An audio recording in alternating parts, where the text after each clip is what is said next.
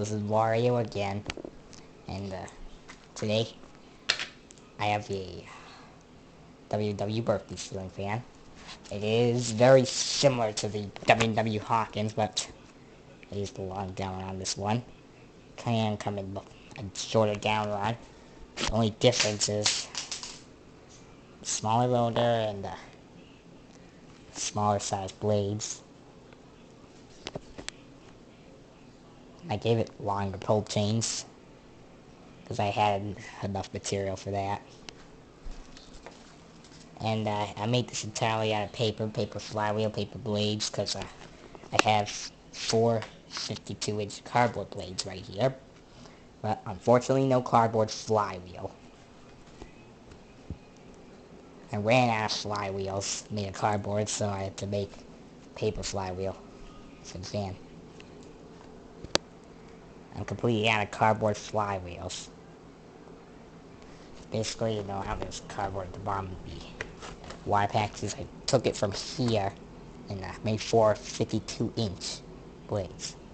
And here are the remains of the cardboard I used. They've already been used for flywheels. So basically, they're practically useless. And this fan is next generation to the W&W Hawkins. I'm going to show you some of its features right now.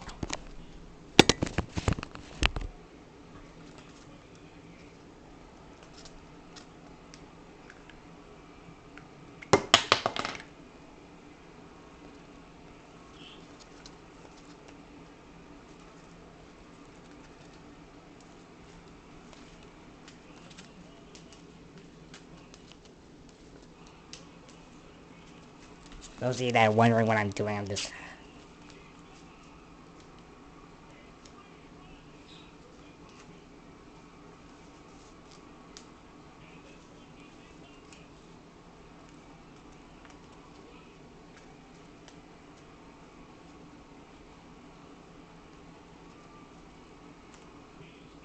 let's put it on testing. This is a temporary mounter. I'm gonna bring it to the kids' room for testing.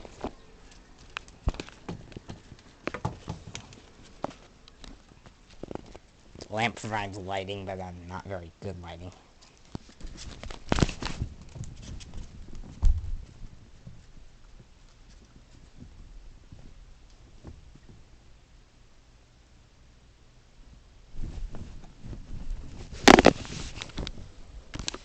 So, there is the ceiling fan from the ceiling. That's my W&W channel right there. So, I now have it mounted in the kids' room. This will only be a temporary mount because the downrod is too long. But it is safe for being mounted above the bed. And well, testing its wobble factor. Because the mounting isn't properly in for permanent use. It would wobble very bad.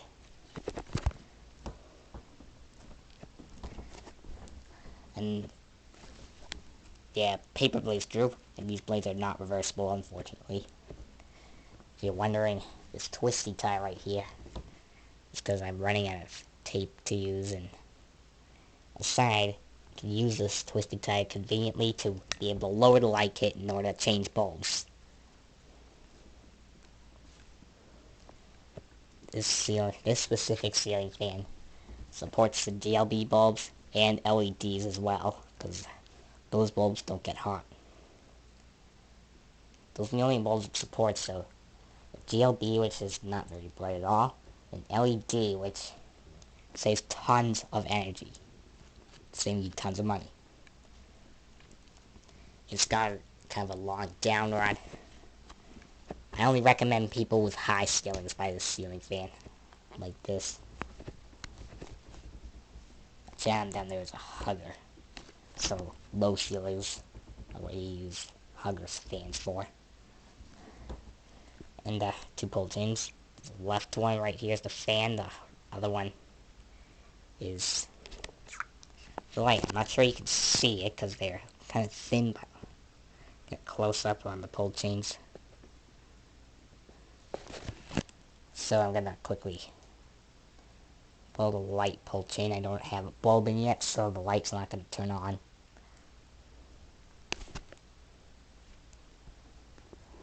Chains always get tangled. They're too close. So I'm pulling the light chain.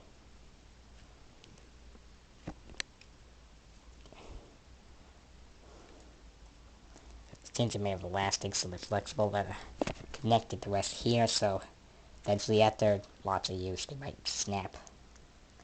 Fan.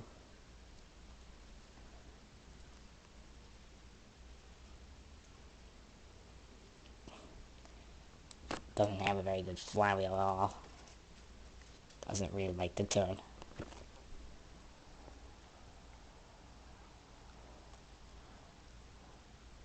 Overall, I'd probably rate this 5 stars for quality, but 2 stars for performance. Because, well, if this other part of the mounting canopy were in, this thing would be perfectly stable. The motor is very small, not space consuming.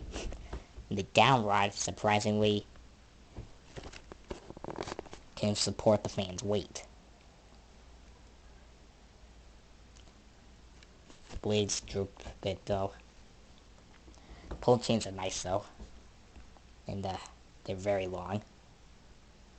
So definitely I recommend this to people with high ceilings.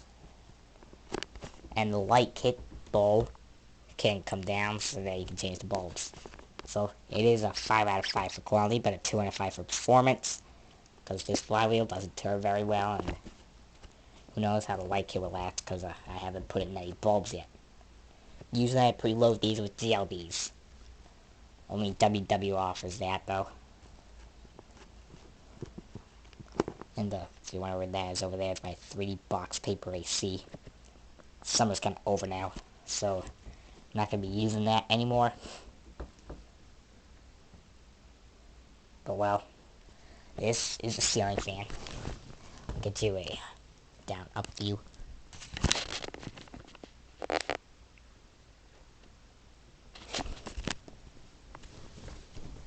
Give you a distant side view.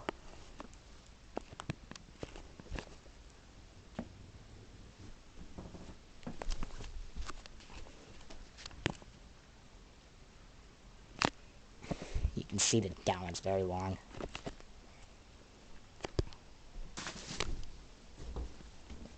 Knocked over my W gem. Here's a close-up side view. View inside the light kit. You can see no bulb in there.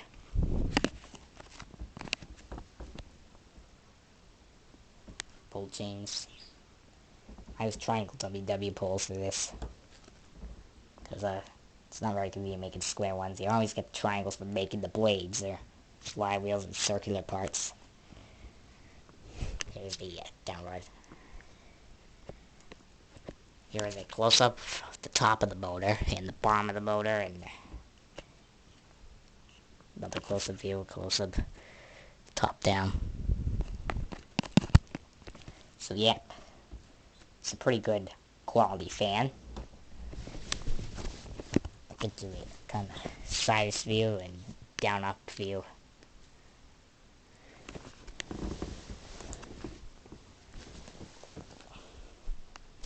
Alright, before the video ends, I want to get a view with good lighting. So I've got my flashlight here.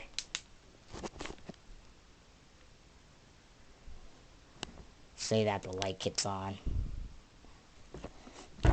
This isn't anything decibel, but you can use it to illuminate the light kit. This is what it looks like with the light kit on.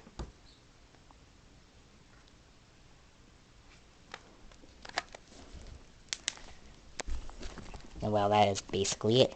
Thank you for watching this video, and if you want to see more W&W, leave a like and subscribe. And since I got a lot of fans now, W&W question of the day would be, which fan do you think is the best out of all so far? Chatham, Berkeley, or I don't know.